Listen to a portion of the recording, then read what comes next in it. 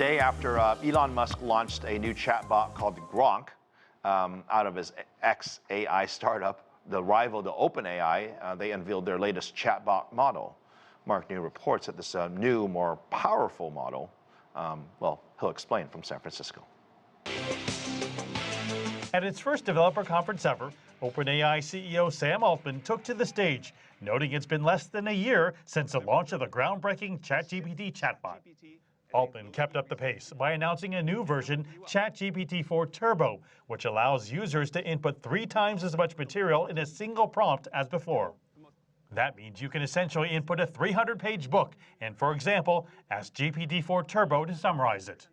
We are just as annoyed as all of you, probably more, that GPT-4's knowledge about the world ended in 2021. We will try to never let it get that out of date again.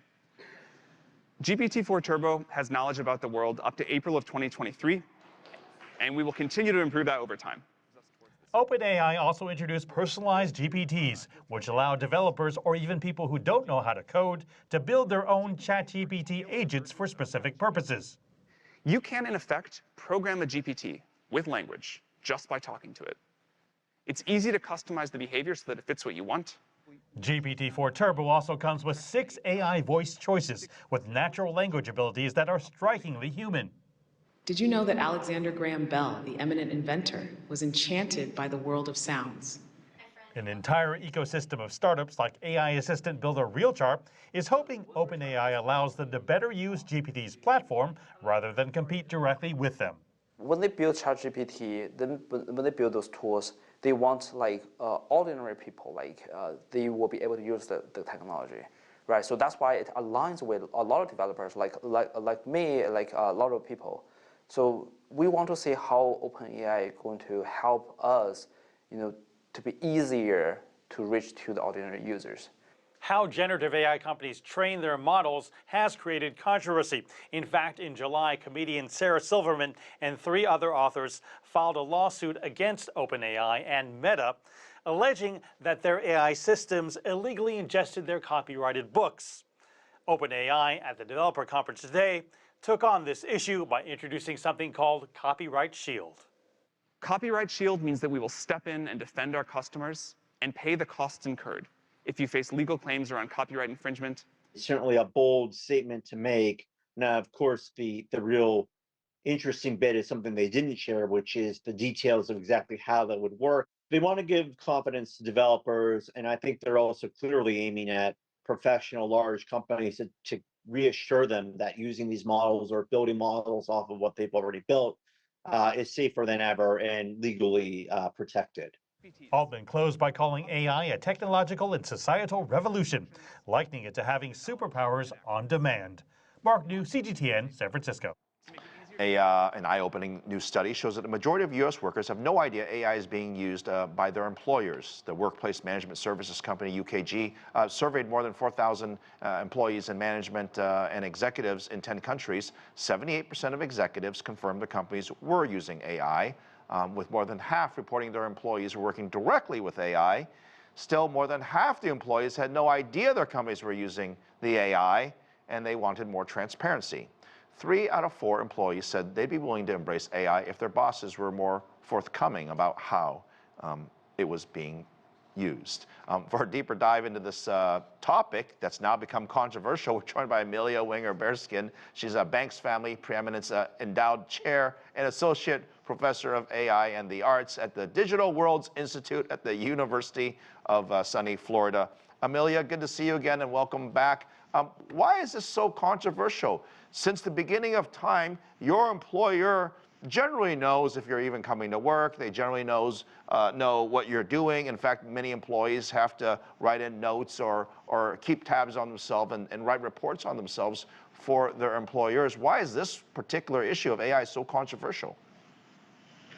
Well, I think, businesses use AI in many different ways. It could be for ease of scheduling, having customer data insights, or even using it for SEO optimization when they're writing marketing copy. So we're used to using AI as a tool, as a worker. At least I am. When I worked in tech, I used a lot of different AI tools to help me do a better job.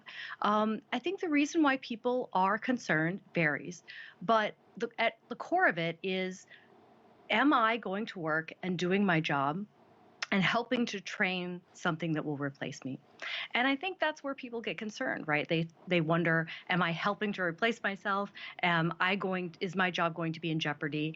What are the limitations? And do we need a type of workplace safety where companies say, you don't need to worry about that because we have a training program. If your project that you've worked so hard on helps us make a better product and then helps us train a better AI that we use internally, maybe there's a training program that helps make sure that they stay valuable to the company. Of course, people are afraid of automation replacing them, and that's a very understandable fear.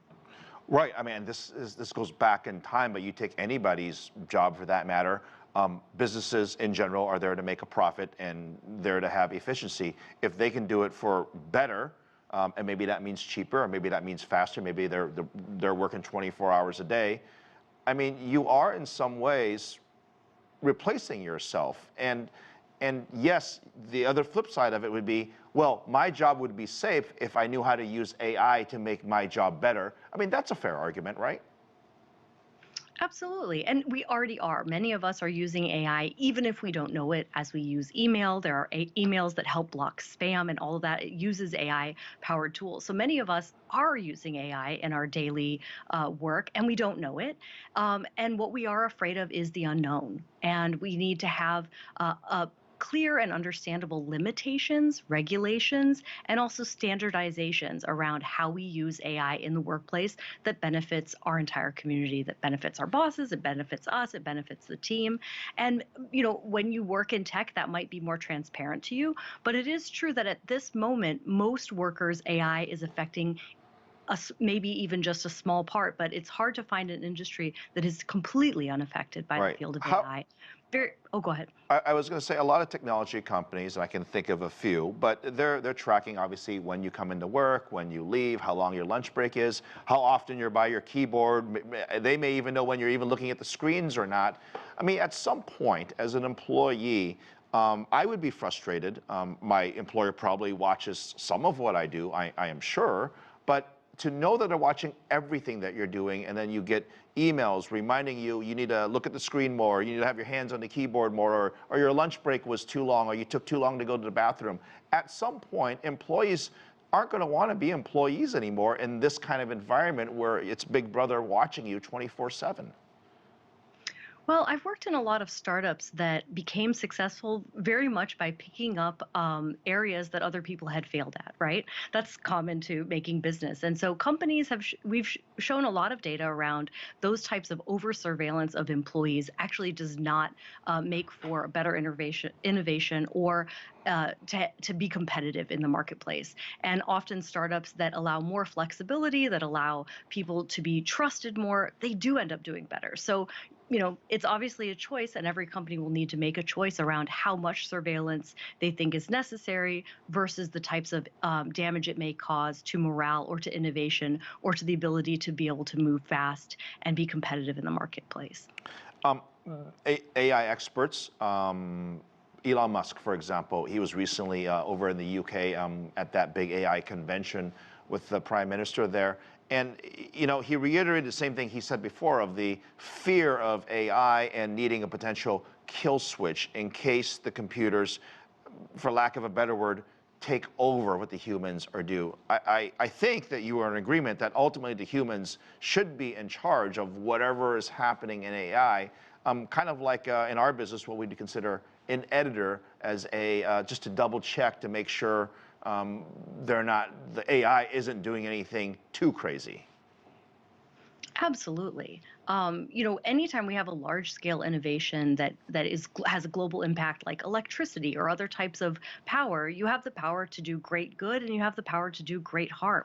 Fortunately and unfortunately, that's the power of technology. It doesn't come out neutral. It actually comes out with immense amount of possibilities, but some of those possibilities could have an extreme negative impact on the world. And that's why world leaders work together to make decisions around what are the limits, what are the regulations, what are the agreements we have around, as you mentioned, what types of kill switches we can have.